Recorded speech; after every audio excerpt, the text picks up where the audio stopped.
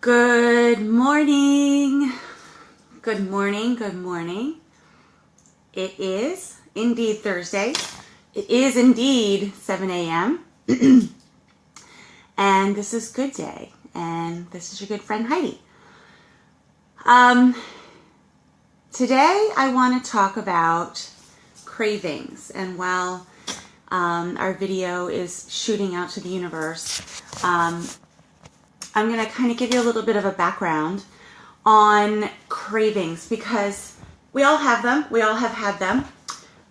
Some of them are good. Some of them are not so good. So we're going to talk about the different types of cravings and also want to talk about their effect on us and, how they affect our behavior and therefore our lives and our futures and the people around us and all of that good stuff. So let's get to the heart of it and talk about cravings. I think, as I always do, I always start with definitions because for me, the way I think is if I can understand something, then I can put it in a place. I can give it an identity. Whether it's one that I like or don't like, that's fine. As long as I can identify it, I can put it in a place and I can process it. So that's why I always start these with definitions, because even though we think we know the meaning behind a word, there's always something to learn. And forgive me while I move my chair here. There's always something new to learn. So that's why I like to do a little bit of research to, really just to kind of get a better understanding of what it is we're talking about. Because, a lot of times we have assumptions that we know all there is to know. And that's kind of a dangerous place to be because there's always something new to learn. There's always a different, a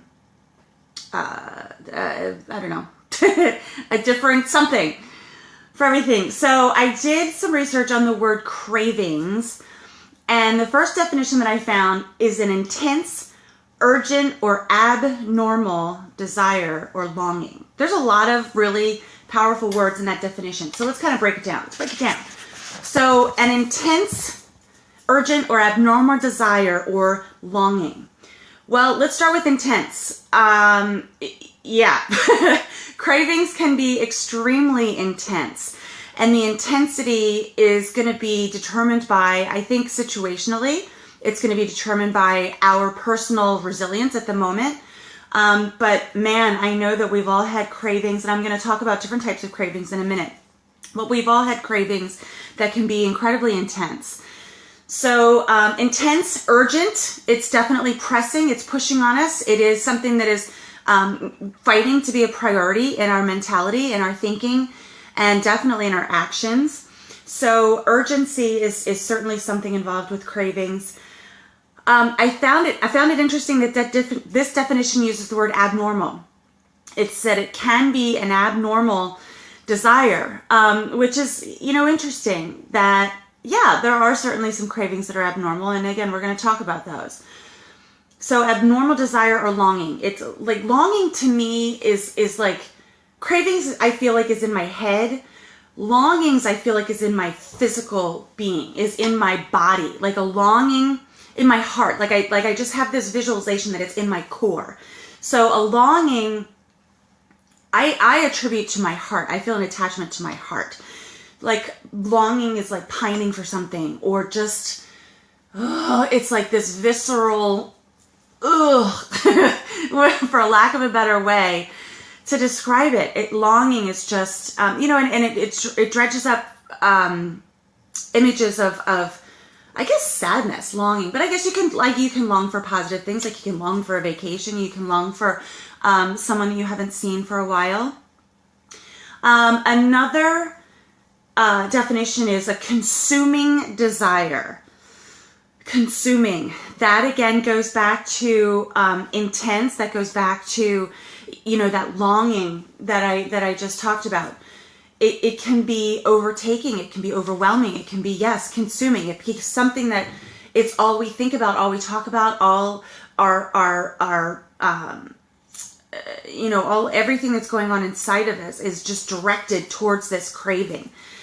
So let's talk about a couple different types of cravings. I think we all too easily go to food cravings. So I'm not here to trigger everybody into going and eating 17 donuts this morning, but there definitely is a go-to thinking when it comes to food cravings, because I think it's very common for us. And cravings can be triggered by a lot of different things. Sure, sight, sound, smell can be a contributing factor to a craving. We go to a country fair and what do you crave? Funnel cake. Heck yeah. Because it's situational. So when we talk about avoiding or overcoming cravings, there's a saying in AA, to help yourself with cravings, and that's ultimately where I'm going to end up, it is going to be a recovery-based talk, but it's not going to be solely that. But in AA, the way that they teach us to avoid cravings is to change your people, places, and things. Because absolutely, positively, those things, people, places, and things, can be the cause for our cravings. So when it's important to be, number one, aware of our cravings and what's causing them, it's important to take action and get ourselves out of situations where we're having a negative craving for something, or move things out of our line of vision or our line of awareness that's causing a craving. Maybe it's craving a bad relationship. That's another kind of craving. Let's take it back one step. Craving a relationship. Craving affection, craving love, craving to be desired. I mean, good grief. There is no better feeling on the planet than new love. I mean, that just electricity, that chemistry that fills your heart and your soul and your body. And yeah, there's that sexuality that it's all new and you're discovering it, and, you're watching this person and you just feel all these things inside. There's no better feeling. And man, that first kiss, hello, that first kiss, that those fireworks go on and you lose the feeling in your legs and you forget what day it is and everything just spins. Like, that is a drug right there. And yeah, there's a certain craving for that.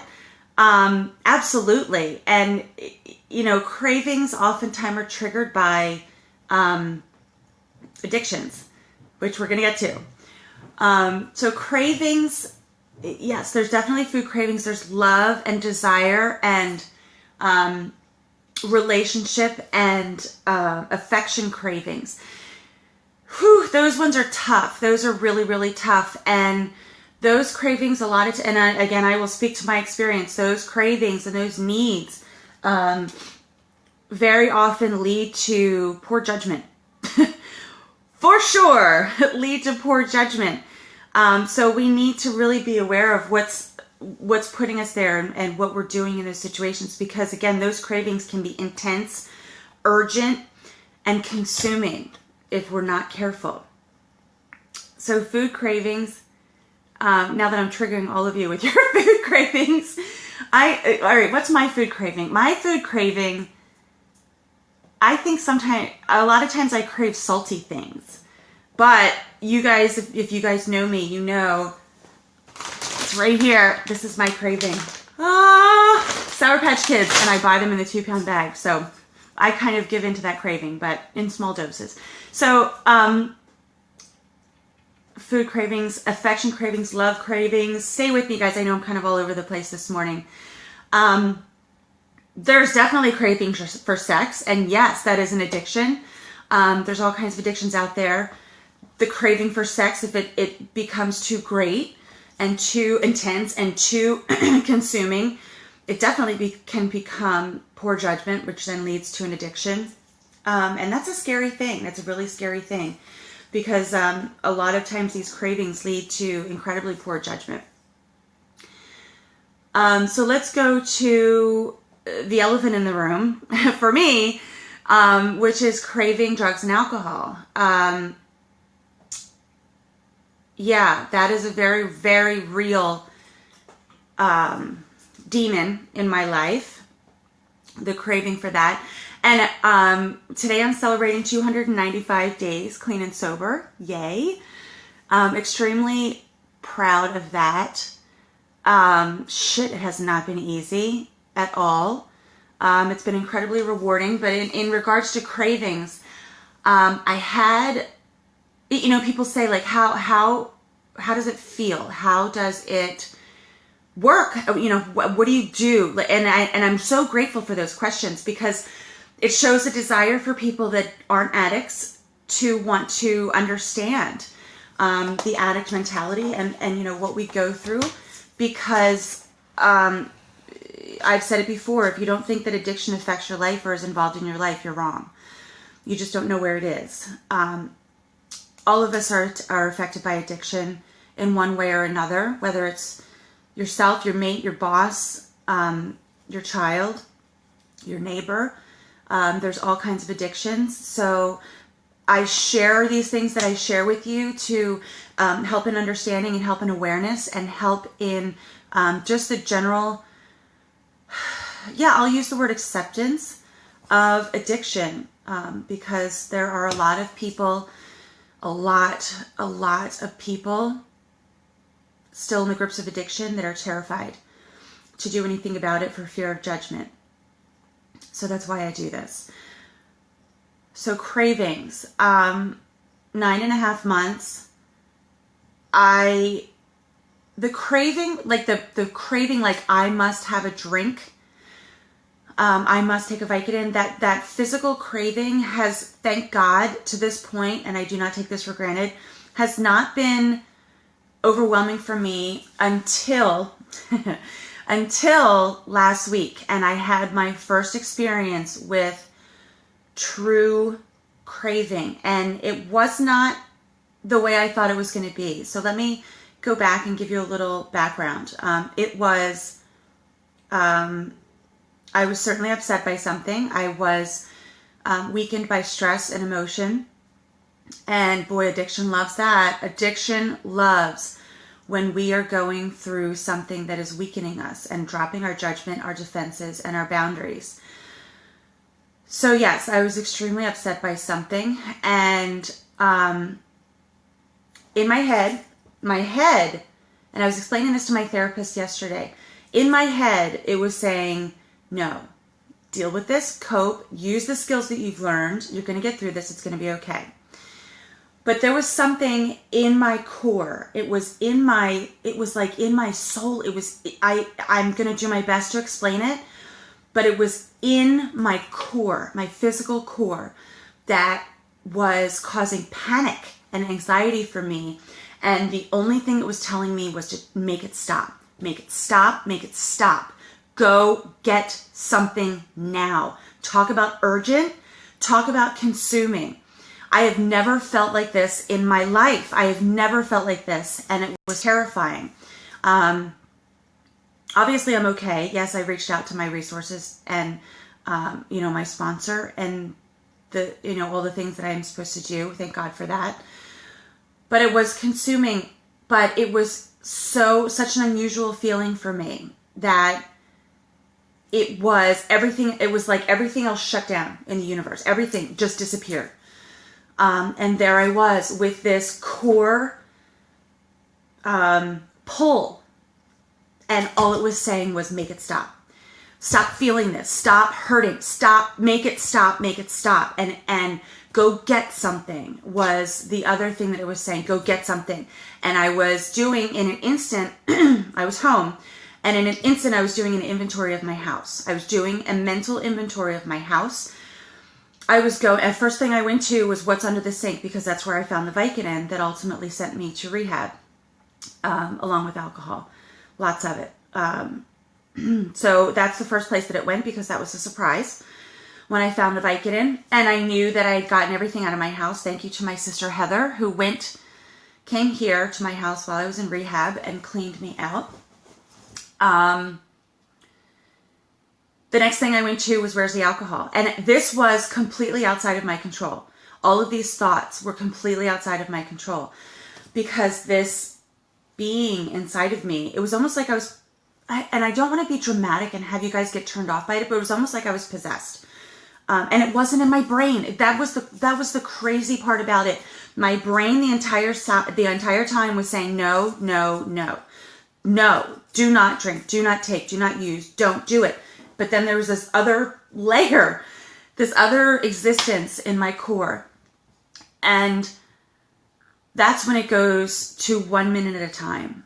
It goes from 1 day at a time to 1 hour at a time to 1 minute at a time. And where did I find my out? Where did I find my my lifeline, I guess you could call it? And it was thinking about everything that I have to lose. I've mentioned this before, and I had a terrifying thought. I was in a meeting about a month ago, an AA meeting, and I don't even remember what was being discussed, but I had this terrifying thought that at any moment, and in a matter of seconds, I can ruin my life. In a matter of seconds. And all it takes is taking a drink. One sip, one sip of alcohol. And I will ruin my life. And I will die. I have no doubt in my mind that if I drink, if I drink, I will die. Excuse me. And it's terrifying. Fear is a great motivator. So I'm grateful for fear. I'm grateful that I have that awareness of what my addiction will do. To me, it's not a can do, it's a will do. So that was my out. I also reached out, as I said. I don't mean to minimize that. But I also leaned on my faith. And I prayed. And I meditated. And all of this happened literally in a matter of 5 minutes. The lasting feeling of the craving lasted all day, and still to this day. It's about a week later. But the actual feeling that I felt like I was in danger was about 5 minutes. And I really am trying to make it something that is digestible and understandable to the normals out there who truly want to understand addiction and the grip that it has. It was just an overwhelming feeling of make it stop now. And that's where coping comes in. And that's where I'm also grateful that I have learned incredible coping skills through treatment, through AA, through my sponsor, through my friends, through my faith, through my God. Is coping skills. And I mentioned this at the women's meeting that I was at last night. I'm excited. I am excited about coping. Because when I was using and I was under the grip of addiction, I mean, I still am, but when I wasn't dealing with it, I had no idea how to cope. I had never learned how to cope. I was going to say I never tried to cope. I'm going to stop myself from saying that because I don't think that's fair for me. I never learned to cope. So when things happen, emotional, sad, scared, hurt, God, definitely hurt, but definitely scared, loneliness, all of those horrible feelings, I never learned to cope with them. So my go-to, my instinct, my habit was to make it stop. Not to deal with it, not to make it go away, not to work through it, was to make it stop. So that's where addiction comes back and is very scary because there's that undeniable screaming voice that says, make it stop.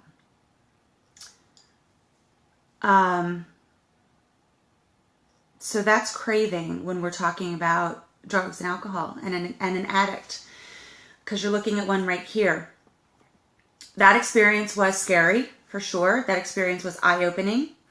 That experience was a learning experience for me. And that's why I share it. That's why I share these things with you guys, because I really have a very strong desire, wish to help people understand addiction. I see myself as a vessel to do that, so I try and take that opportunity as much as I can. So going back to cravings, in general, how can we deal with craving? There is an author of Medical Daily. His name is Mark, and I'm probably gonna slaughter this, but I say Galanter, Galanter, Mark Galanter, who has done a tremendous amount of research on cravings, both through addiction and just normal, everyday, normal people cravings. And he has done a tremendous amount of research specifically on the spirituality and the physiological,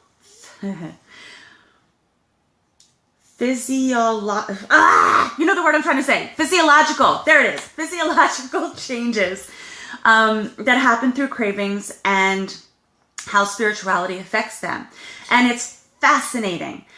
And it is undeniable that spirituality, whatever it is, and in AA or in NA or CA, we call it our higher power, our HP, because we don't want to turn off the agnostic and the atheist by too much talk about God. So there's a lot of reliance on spirituality and higher power in AA and CA and NA, because spirituality is definitely the out. It's definitely the lifeline. Meditation has been proven time and time again to help with cravings. I will tell you right now, I don't remember what it was that set me off last week. I don't. I tried a little bit. I don't want to try too much because my brain is having me forget that for a reason, I'm sure. But I don't remember. And that is proof to me that those cravings and those circumstances that I end up in, for whatever reason, are overcomable. They're absolutely overcomable, because I don't remember what at that moment was so compelling that awoke that fucking beast addiction inside of me to the point that everything else fell away. So I need to remember that. This too shall pass. You know, I know it's sort of, it's a saying that's thrown around a lot, but definitely something to remember. This too shall pass. Again, in the program, they say give it 20 minutes. If you still want it, if you still want that drink or that drug or that whatever in 20 minutes, wait another 20. Truly, that's what they say, but give it 20 minutes, because a lot can happen in 20 minutes. And in 20 minutes, if we work to relieve that craving, whether it's ice cream or to lash out, yes, there's definitely a craving for rage, anger, jealousy. You know, a lot of those things, most of those things come from hurt. So working through what's causing that hurt is pivotal in getting through a craving, whether it's a good craving or a bad one. And, you know, and this is just coming into my brain. I have literally no notes today. I have one line on a piece of paper and I have no notes. So I'm really just speaking whatever's coming into my brain from wherever it's coming from. It's coming out my mouth. So, cravings aren't necessarily always negative. But cravings all too often can become that overwhelming, consuming desire, longing, yearning, pull that takes us over that line to too much, to consuming, to everything else falling away. So awareness is a big part of that, being aware of what you're craving and why, what's triggering that is really, really important. And that's all working through it. And it's not an instant process. Trust me, guys. 295 days later, I still truly feel like it's day one sometimes. And that's good, because I have a craving for sobriety. I have a craving for this life that I have. When I was in treatment, we would go to, oh my gosh, I can't even tell you how many meetings I went to. I was there for 58 days and we went to meetings every day, sometimes 2 or 3. So do the math. But I heard a lot from the speakers, and I didn't believe it then. I did not believe it then. From the speakers at those meetings, it'll be a life beyond your wildest dreams. And I thought that was crap, frankly, in the beginning. But it's true. And forgive me while I'm looking up something that I want to read for you to finish out. I thought it was crap. But now looking back 295 days later, it's true. It's true. It's absolutely positively true. That it is a life beyond our wildest dreams. So cravings. I try to stay centered on our topic as much as I can. Cravings can be dangerous. They can be healthy. I think the difference between the two of them is that line of awareness of how much that craving is taking over us and replacing things that are healthy and causing us to make rash and inappropriate decisions. There is a resource that I want to share with you online. It's called In the Rooms. In AACANA, all the A's. When we go to meetings, we call it going in the rooms, or, it happens within the rooms. So In the Rooms is a website, intherooms.com. It is every addiction known on the planet, and there are online meetings and groups, support groups to go. So if you need that, I am putting that out there for a resource. In my recovery, I do also have a craving for my faith. I do have an incredible craving for my faith. And I mentioned that when I was talking about what was my lifeline, how I worked through it, how I overcame that horrible episode of craving last week. And it was my faith. I'm grateful for my craving for my higher power, who is God, who gets me through it every single time. Sitting here today is proof that he is good and he loves and looks out for fools and drunks, because sure enough, I've been both. So going back to In the Rooms, there is something in the big book, which is, they call it and mine's over there, I should grab it. It's called the Big Book, which is sort of like the guidebook for AA. It talks about the 12 steps. It talks about stories of addiction and stories of triumph through addiction. It was written in 1934, believe it or not, by the original founder of AA. But all of the principles, all of the steps, all of the facts in that book are true today as ever. So this comes from the Big Book, pages 83 and 84, the Alcoholics Anonymous book. And it's called The Promises. And this is something that I love to read. I love to read it because it reminds me of why I'm doing this. It reminds me of what sobriety offers. Again, I remember reading it early in my sobriety and going, yeah, I don't know if that's possible, but it truly is. So here for you is just sharing the promises from AA. And I'm going to move my screen so I'm not looking off in the distance.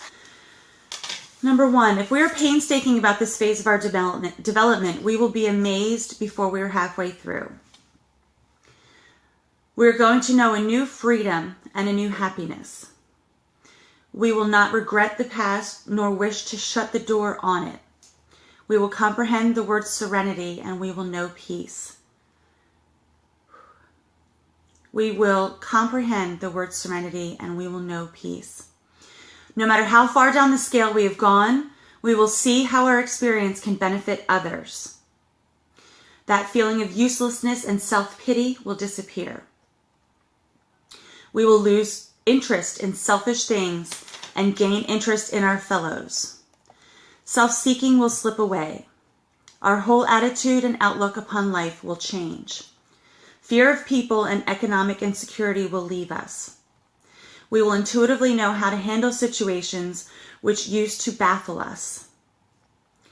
We will suddenly realize that God is doing for us what we could not do for ourselves. Then it goes on to say, are these extravagant promises? We think not. They are being fulfilled among us, sometimes quickly, sometimes more slowly. They will always materialize if we work for them. And then in AA we say, keep coming back. It works if you work it. I think that applies to anybody's life, not just addicts. It works if you work it. It works if you work it in the right way, if you have the right focus, and you be kind to yourself. And yes, this is where I always end up. Cravings are always present. And if we remember the priority, which is ourselves, the beauty that is ourselves, the priority, which is ourselves, that's something I've learned through recovery. And man, it was not easy. It's still not easy every day, is picking myself first, picking my sobriety first, picking my life first, but it's critical to my success and my sobriety. So picking ourselves first, being kind to ourselves, realizing that we're human, we're not superhuman. So I hope that helps. I hope that that gave you an insight, at least a little bit, into the mind and the life of an addict. Let me know if you have questions. I obviously am not afraid to talk about this. I'm not reserved about talking about it. So reach out to me, even if you just want to pop something crazy off of me. So that's my talk today about cravings. Going back to self-kindness, be kind to yourself today. Be kind to others today. I do not want to get into a political discussion, but that's all I'm going to say. That's all I'm going to say is be the kindness that you want to see in the world. That's all I'm going to say. Be kind to yourself. Be kind to others. Be the kindness that you want to see in the world. Don't let us be broken. Don't let kindness be something that is forgotten and misplaced. Love other people, give love, share love. Because you know what? Like it or not, I love you guys.